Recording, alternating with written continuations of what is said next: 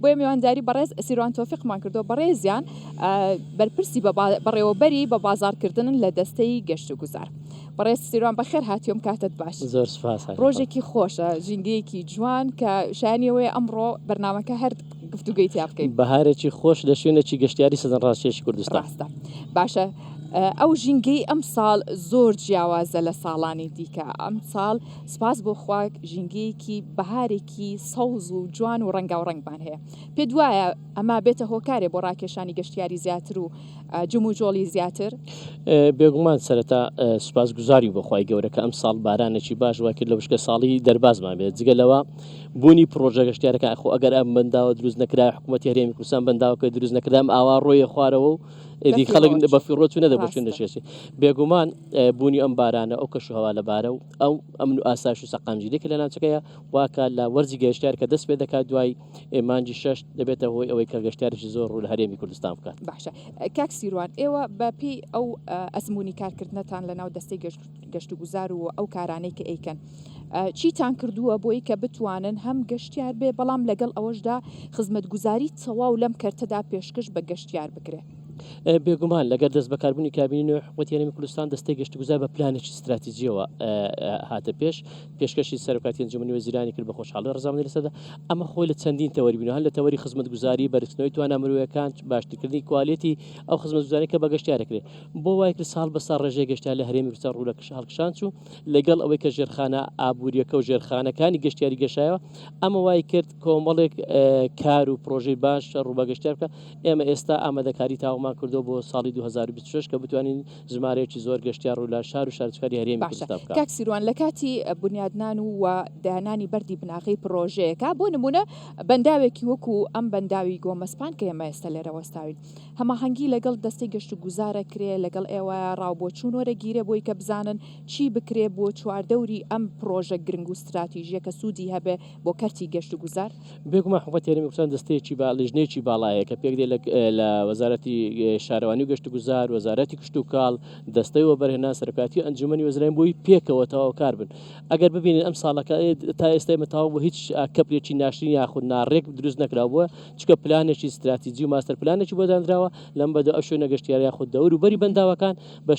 بە شوێنی گەشتیاری سەرڕانشێش و زۆرا و زۆر پێشکەش بکرێت ئەوەی کە لێرە ئەوەی لە سماقولیا ئەوەی لە خنسە ئەوەی لە گەرمیانە ئەوەی لە باوە شاسوارە ئەمانە وای دەکەن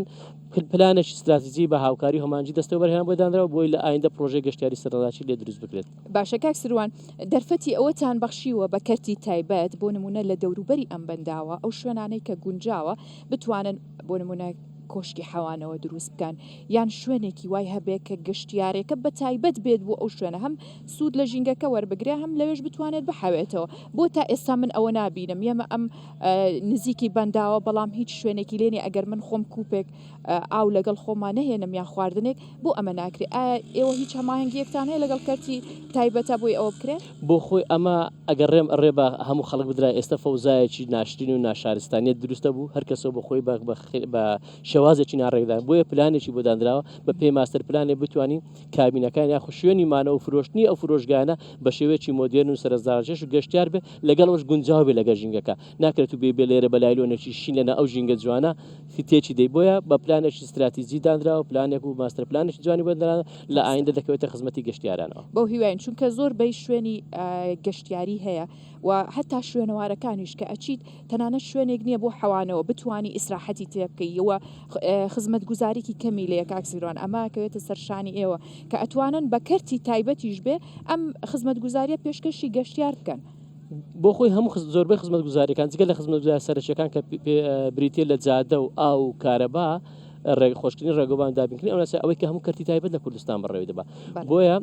ئەو شوێنانی کە جانن باسێکە لە شوێنەوارە دووردەستەکان بە تایبەتی بێگومان حکوومەتی هەرێمی کوردستان سەرەتا بیری لە کۆمەڵە پرۆژەی گرنگ و استراتیژی گەورەتر هەبوو بۆ کارەبا 24 کاتژمێری زەرورتر بوو تەندروستی زەرورتر بۆ ڕێگاوبان ئێمە پێشتر بەهاتی نایە بۆ ئێرە بە ڕێگاوبانێکی ناخۆش داداتی ئێستا بە ڕێگاوبانێکی خۆش و ئۆتۆبانێک کاداڕوین کە هیچ جیاوازی نییە لەگە ئۆتۆبانە زیانەکە. بۆیە حکوومەت سەرەتا بیری کردە ژێرخانەکەی چاکە ئیدی خزمەتگوزاریەکان لەم ساڵەوە دەست پێ دەکات ئیشڵا لە کابینەی دێن کۆمەڵە پێشتر ساڵێک پێش ئێستا بەخەو نەمانتوانی ئەوە بە ئیسراحەت بینە ئێرەوە بەڵام ئەمڕۆ تەنها بە 20 دقە و بە ئیسراحەت توانیمان بە ڕێگەوبانێکی زۆر مۆدێرن زۆر مۆدێرن خوێن و سەرنجڕاکێش و کۆمەڵە تابلۆ ڕێنمای جوان بۆی ئەم سەرەتا دروستکردنی ژێرخانەکە گرنگترە لە خزمەتگوزارەکە تو ئەگەر ژێرخانەکەت نەبێ ڕێگەوبانەکە نەبێ ئەمانەکە نەبێ گەشتیار نایە بووی باشکەواتە بە هەموو ئەمەی کە دروست کراوە چاوەڕێیەکەن تارگێتی هاتنی گەشتیار بگاتە چەند بۆ ئەمساڵ ئێمە نازانین بارودۆخە سیاسەکان زۆر کاریگەر خۆ دەزانیە بارودۆخەی کەمڕۆ لە ناوچەکە هەیە ئەو جەنگانێکە لە ناوچەکەی کاریگەرێ بێ لەسەر هاتنی گەشتیار دیتشمان لە ماوەی ڕابردوو چۆنی بوو بەڵام بە پێی پلانەکانی کە دەستەی گەشتگوزار حکوومەت یاریمی کوردستان هەیە ئێمە پلانی داماناو بۆ تا ساڵی 2030 تاکیدین بە دڵنیایەوە دەیپێچین و ئیدی ژمارەکان ساڵ بە ساڵ لە بەردبوونەوە بە پێی ئەوەی کە دانراوە. زۆر سپاس کاک سیروان تۆفێ بەڕێوەبەری بە بازارکردن لە دەستەی گەشتگوزار لەگەڵ ئێمە بووی زۆر سپاس بۆ هاتنت بۆ ئێرە خۆشحاڵت کردین بۆ هیواین ئەم تۆش کەشێکی خۆش وەرگری لەگەڵ ئەو ژینگە جوان و سروشتە جوانە. زۆر سپاس بۆ ئێوە منشتا هێنایم شوێنە گەشتیار لە ڕێ ئێوەش داوا دەکەم هاوڵاتیانی خۆمان چکەمە بۆ گەشتیارەکان ڕێنمایی تایبەتمانێک کە ژینگەی کوردستان پارێزین هاوڵاتیانی خەڵکی کوردستان کە دێن ئێرە لە ڕێگەل خۆیان زوڵەکەی خاشاکە بەرنەوە بۆ نزیک ماڵەکانی خۆیان لەوێ حکوومەت یاریمەوەی بە ئاسانی بتوانین ئەم ژینگەیە پێکەوە پارێزین. بەو هیواین زۆر سپاس.